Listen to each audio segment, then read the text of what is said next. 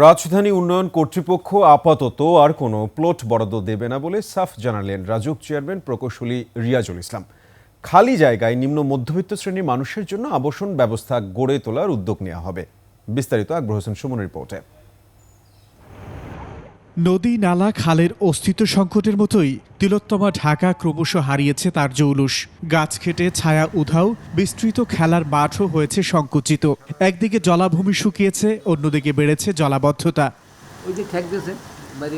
Dhaka reporters unity মিলনায়তনের সেমিনারে উঠে আসে মহানগরী ঢাকার এসব সমস্যা আর সমাধান। বাস এবং রেলওয়ে দিয়ে বোঝানো হচ্ছে যে আসলে প্রতিনিয়ত ঢাকাতে প্রচুর লোকজন আসছে এবং ঢাকার যে জনসংখ্যা গ্রোথ সেটা বাড়ছে। খাল নদী জলাশয় বাঁচাতে না পারি তাহলে এই ঝাঁকুনিটা এভাবেই আসবে না, ভূমিকম্প দিয়ে আসবে, কারণ আমাদের ওয়াটার টেবল ধীরে ধীরে নিচে নেমে যাচ্ছে। এখন যে কোনো ব্র্যান্ডের পুরাতন এসি বদলে নতুন ওয়ালটন এসিতে উপভোগ করুন 25% ছাড়। বাসযোগ্য নগরী গড়ে তুলতে জনসংখ্যার ঘনত্ব ও সঠিক পরিকল্পনা বাস্তবায়নে ঘাটতির প্রসঙ্গ টানেন রাজউক চেয়ারম্যান।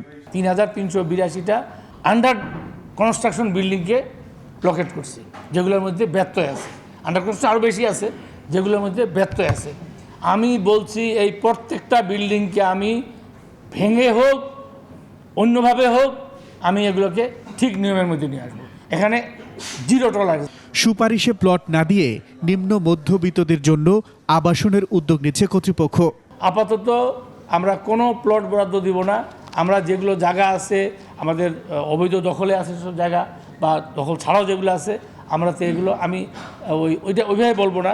আমরা বলবো নিম্ন শ্রেণী, নিম্ন মধ্যবিত্ত শ্রেণী, এদের জন্য আমরা আবাসনের পরিকল্পনা করব এই জায়গাগুলো উদ্ধার করে। ঢাকাকে সিটি গভর্নমেন্টের অধীনে নেয়ার পরামর্শ দেন রাজউক চেয়ারম্যান। আকবর হোসেন সুমন, 21 টেলিভিশন, ঢাকা।